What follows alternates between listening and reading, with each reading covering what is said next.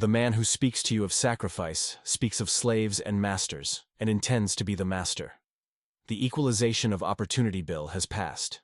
Hank Rearden must sell his ore mines, property he built through decades of work, to men who could never dig a single chunk of ore from the earth. The looters call this fairness. Rand calls it exploitation. Previously, the State Science Institute published a report attacking Rearden metal. Not because it's dangerous, but because Rearden succeeded without their permission. Even Dr. Robert Stadler, a brilliant physicist who knows the truth, signed off on the false report. Science has been corrupted by politics. Welcome back to Atlas Shrugged. In our last episode, we saw how the intellectual establishment attacks producers through institutions like the State Science Institute. Today, the assault becomes direct. The Equalization of Opportunity Bill passes, forcing Rearden to sell his ore mines. We'll see who truly exploits whom in a society corrupted by political pull, and watch as Dagny and Rearden race to complete the John Galt line before their enemies can stop them.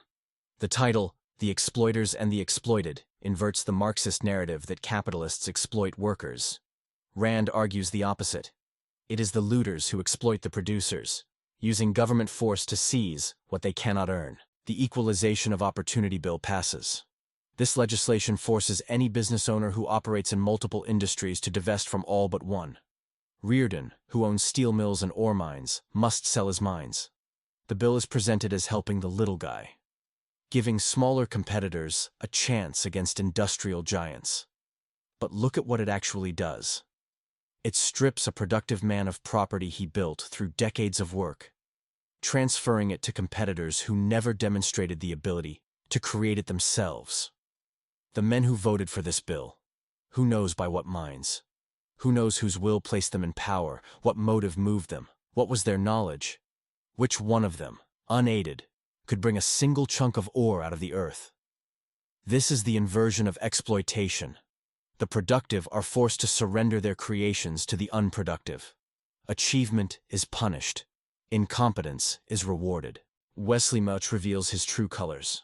Rearden had employed Mouch as his Washington lobbyist, paid him to represent his interests. But Mouch has been working with the conspirators all along. His reward for betrayal? Appointment as assistant coordinator of the Bureau of Economic Planning and National Resources. Mouch traded his integrity for power, and in the new system, that's a profitable trade. The lesson is clear. You cannot work within a corrupt system. Hiring lobbyists to deal with government is futile when the government rewards those who serve the looters, not those who create value. Rearden realizes too late that he was funding his own destruction. Every dollar he paid Mouch was used against him. Meanwhile, Dagny and Rearden work frantically to complete the John Galt line, the railroad through Colorado built with Rearden metal. They face opposition from every direction. The media predicts disaster. The State Science Institute questions the metal's safety. James Taggart undermines his own sister. But they press forward, determined to prove that achievement is possible despite every attempt to stop it. The John Galt line becomes more than a railroad. It becomes a symbol.